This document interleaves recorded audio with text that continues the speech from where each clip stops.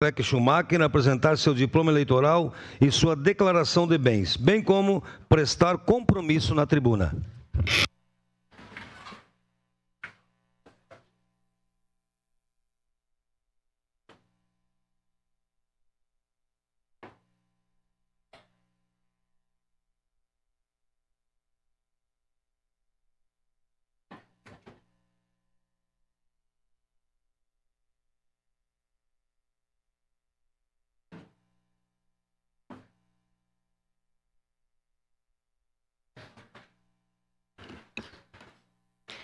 Prometo cumprir a lei orgânica do município de Caxias do Sul, defender a autonomia municipal e exercer com honra, lealdade e dedicação o mandato que me foi conferido pelo povo.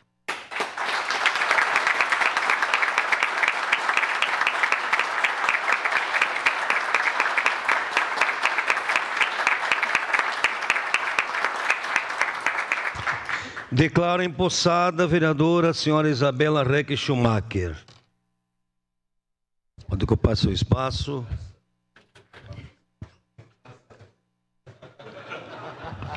Agradecer a presença do deputado federal Maurício Marcon. Obrigado, seja sempre bem-vindo. Obrigado, deputado Maurício Marcon. Olha que troca o Marcon e o... Informamos